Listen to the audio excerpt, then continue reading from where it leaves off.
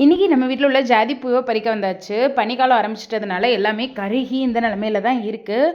இருக்கிற பூவெல்லாம் பறிச்சுட்டு கொஞ்சம் க்ரூம் பண்ணி விடணும். பார்த்தோம்னா சைட்லேயும் நிறைய புது தளிர்கள் வந்துட்டு இருந்துச்சு. ரொம்ப சந்தோஷமாகவே இருந்துச்சு. சரி, இது அப்புறமேல் க்ரூம் பண்ணுற வீடியோ போடுறேன். இப்போ பார்த்தீங்கன்னா இருக்கிற எல்லா பூக்களையுமே பறிக்க போகிறோம். ஸோ செவ்வாய்க்கிழமை சாமிக்கு வைக்கிறதுக்கு இந்த மாதிரி பூ பறிக்கிற வீடியோ போட்டு ரொம்ப நாள் ஆச்சு. டிஏபி கொடுத்து கரெக்டாக 15 நாள் ஆச்சு. எல்லா செடிகளிலுமே பூ மொட்டுன்னு ஃபுல்லாக இருக்குது. நம்ம நர்சரியில் வாங்குற அளவுக்குமே பூ சைஸாக பூக்கணும், கொத்து கொத்தாக பூக்கணும், அதே அளவு கலராக பூக்கணும் அப்படின்னு நினச்சிங்கன்னா கண்டிப்பாக ரோஜா செடிகளுக்கு டிஏபி கொடுத்து ட்ரை பண்ணி பாருங்கள். நம்ம வீட்டில் இன்றைக்கி நாட்டு பன்னீர் ரோஸே 4 பூ பூத்துருந்துச்சு. இவங்களோட அழகுக்கும் இவங்களோட வாசனைக்கும் வேறு யாருமே ஈக்குவல் கிடையாது. பெங்களூர் ரோஸே வந்து நிறைய மொட்டுக்கள் வச்சுருந்துச்சு. அதை தவிர ஜெடிகா ரோஸும் இது வந்து இந்த சைஸ் தான் வரும், ஆனால் கொத்து கொத்தாக பூக்கும். இப்போ தான் ஆரம்பிச்சிருக்காங்க.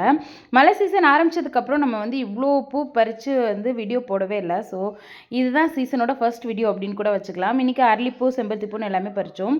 வெயில் காலம் வரப்போது கூடவே வந்து வெள்ளைப்பூச்சி, கருப்பு பூச்சி, அஸ்வினி பூச்சின்னு எல்லா பூச்சியும் வந்துடும். ஸோ இனி அதுக்கான உரங்களை தயாரிக்கிற வேலையை பார்க்கணும். இன்னொரு வீடியோவில் பார்க்கலாம்.